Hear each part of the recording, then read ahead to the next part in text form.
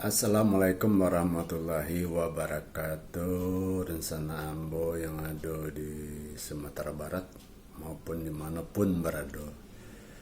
Salame berjumpa Jambon Nadrial Sultan Caniago yang bersuku Koto, asli Rempang Panjang, keturunan Nagari Singgalang.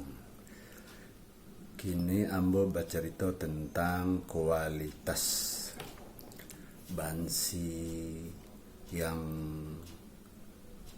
dibuat oleh dunsana kita, dan kita lihat, kita cari mana berkualitas atau tidak, mana nada-nada yang pas dan mana nada-nada yang kurang pas, sehingga orang dalam membuat bansiko kinilah karena ada perguruan tingginya isi Padang Panjang, sehingga dengan kemajuan teknologi kini lah ada nama tuner untuk menjadi standarisasi nada-nada yang lebih, apakah kunci C, kunci F dan sebagainya. Kini dalam membuat bansiko ada bambu yang dipakai itu ada beberapa jenis. Satu ada namanya tamyang. Tamyang kok ciri-cirinya ruwenya panjang dan tipih-tipih. Yang kedua talang. Talang dia ruwenya panjang jo dan ciri khasnya kuning gading. Nah, kalau tamyang itu lebih banyak dibayar untuk saluang, dan kalau talang lebih banyak orang membuat bansi jo saluang. Dan ada juga dibayar dari cumana keruihnya pendek hampir sama jo sariak. Ada jo orang membuat sariak. Nah, terserah apa yang cocok dibuat. Dan kualitas bambu, sariak, talang, cemana itu sangat ditentukan oleh ketuaan umur dari bambu itu sendiri. Ciri-ciri tua di mana serat bambu itu kelihatan agak coklat dagingnya, itu ciri khasnya. Kalau yang ciri khas muda ya agak kuning atau agak krem dicari warnanya. Sebab bunyi bansi itu ditentukan oleh satu adalah pertama bulatnya penampang bansi atau bambu itu sendiri. Kedua adalah ketuaan umur dari bambu itu sendiri. Ketiga, akurasi cara membuatkan tempat peniupan dari bansi. Maka kayu panyumbe itu diusahakan kalau di Kampawa bernama surian. Nah, karena dagingnya halus dan liat, sehingga sudut dari tempat bunyian itu akan lebih bisa maksimal bagus apabila kayunya seratnya halus. Ini kunci membuatnya adalah dari lubangnya nih. Setelah itu, kalau cara tradisional membuat bansiko ada berukuran seperti ini, lebih kurang.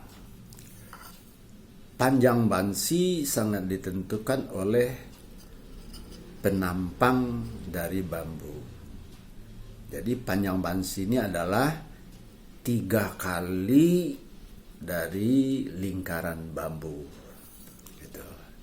Sehingga kepanjangan bansi itu sifatnya relatif tergantung penampang dari bambu itu sendiri. Kalau tadi kita bercerita tentang kualitas bunyi, di siko mau lihatkan contoh-contoh. Ini bansi yang standar. Ini kebetulan bambu yang dari ada di daerah Banten bernama bambu tali. Bambu tali ini tidak sama jo talang atau tamyang. Penampang depan itu lebih banyak tidak bulat, sehingga mau membuatnya disambung, dilem sehingga penampangnya kelihatan bulat. Tidak sama jo talang. Nah, kok yang talang penampangnya tidak disambung tetapi penampang tetap bulat. Inilah kelemahan dari bambu tali. Namun demikian, kalau tingkat kekerasannya lebih kuat bambu tali seperti ini. Ini sebuah tebal atau taba, tapi bisa dibentuk sehingga bentuk dari bans itu tidak monoton saja seperti biasa. Yang kedua, ini dalam proses pembuatan motif belum di clear, belum di pernis. Nah, ini kualitas bunyi. Kalau bambunya tua tuh kelihatan ini agak coklat. Nah, kualitas bunyi. Selanjutnya adalah besar lubang ini harus sepadan seimbang dengan besarnya penampang bambu. Ada yang memaksakan mencari kunci C sehingga lubangnya di gadangan. Jadi maksimal yang dipakai itu adalah 8 mili kalau pakai bor, 8 mili ukurannya. Itu udah termasuk besar. Lebih banyak pakai itu 6 mili. Jadi tadi dikatakan kualitas bunyi itu sangat ditentukan ketuaan dan akurasi dari lubang peniup. Ini beberapa contoh bansi yang sebuat dengan berbagai macam bambu. Kalau ini bambu Jepang. Biasanya bambu ini sering dipakai untuk hiasan rumah. Ruasnya pendek-pendek. Ini yang saya buat bansi dari bambu yang berada di Banten. Ini bukan dibakar tetapi diukir pakai grinder. Dan lubang-lubang ukiran itu akan diisi warna sehingga bentuknya seperti ini. Ini adalah bansi buatan orang awak perantau yang ada di Banten. Itulah karyamu. Kita lihat bunyinya. Nah, itu kita dengarkan ketajaman bunyinya. Ada lagi ini.